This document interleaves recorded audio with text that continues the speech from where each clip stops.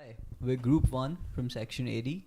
Our database project is about the music industry. We're all really passionate about it, and we thought looking into how the database might look like in the real world will help us visualize our own database. We initially thought that we would have to put real world data into our database, and for that reason, we kind of panicked and figured that the music industry would have a lot of data to offer us to put into the database. We also figured the music industry is fairly structured in how it creates content and like how entities are related. I mean, naturally. So we figured that representing that with a database wouldn't be like too huge of a challenge, and it'd be definitely doable for a final project. Let's dive into it. This is our initial ERD. As you can see, from early on, we recognized all the primary relationship that exists between artists, record companies, and reviewers, for example.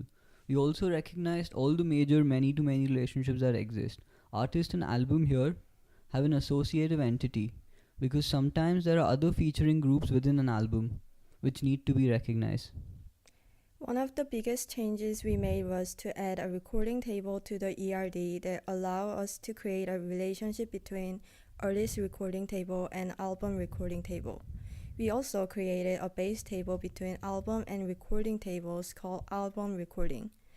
The base table we added between album and recording was to resolve the many-to-many relationship that exists between the two. Furthermore, we added a position table and created a relationship between position and artist through a base table labeled album recording position. We added additional tables such as mood, general song, membership, studio, and admission with the relevant base tables for membership type and admission type as needed. Adding additional tables such as mood, general membership, etc. would allow the business to better organize their data and in turn gain better insights to acquire a competitive advantage over other similar business. The membership type table here would allow the business to generate queries specific to a type of clientele such as premium membership, trial membership, etc. Members were added and given the ability to add reviews as well. The reviews acts as an associative entity where a member can create many reviews for many recordings, and a recording can have many reviews from many members. Along with memberships, each membership needs a level of access to reflect their system privileges. The access label table was included in order to quickly disclose what bracket of privileges a given user's membership allows them. The addition of more member details and specifics make it easier to track user habits, preferences, and ensure that each member's powers are carefully tracked so that there are no mishaps.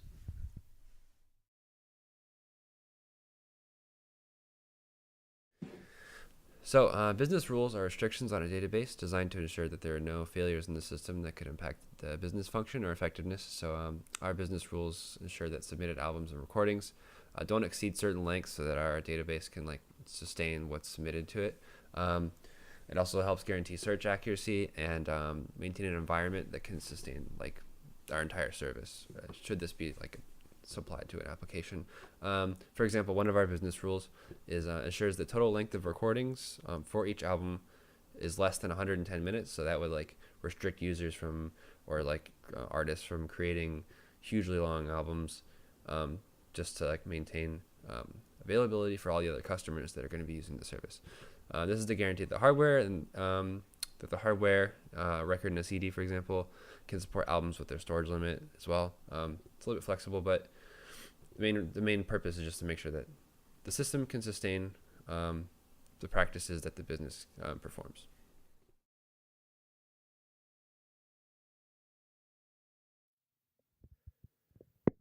Okay, so we're going to go ahead and get into our computed columns and stored procedures. So here I'm going to go ahead and demonstrate selecting from our label table. This is all the record labels that exist within our database right now. We have the computed column total albums. Now, total albums is just how many albums that given label has under their name. So we're going to go ahead and add a new album to our album table through our stored procedure here. I'm going to go ahead and run this one row affected. Then we're going to go ahead and move back up to this to demonstrate that it's been added. And it looks like the computed column has now changed from 1 to 2, as you can see over here. If we wanted to kind of verify that album was added, we can go ahead and do this. And now I can see there is a second one here.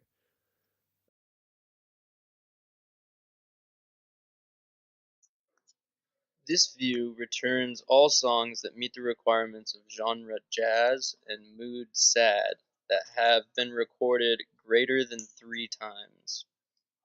This could be useful for providing certain songs to individuals who would like to listen to jazz music that is either happy or sad. This view would filter out all, or could help filter out all non-happy songs from those that are being provided to a given user.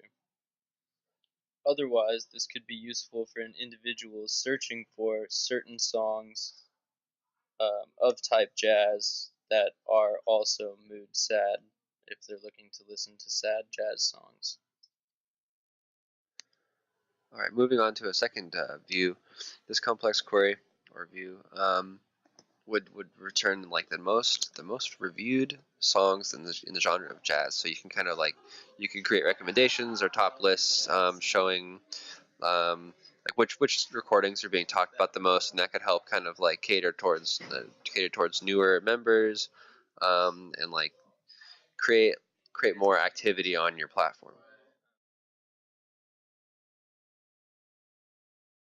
So for our difficulties and like challenges that we had going into the project and throughout it, a lot of them were initially we had some issues with coding. Our error checking was actually backwards. So when we tried to enter a row, it would actually only enter if an error occurred and not and roll it back if it went through smoothly. That's not how it's supposed to work. And then we had issues like re-altering our tables and procedures and stuff a lot of times, and that ended up having us like redeploy the whole database just because it was like falling apart, crumbling.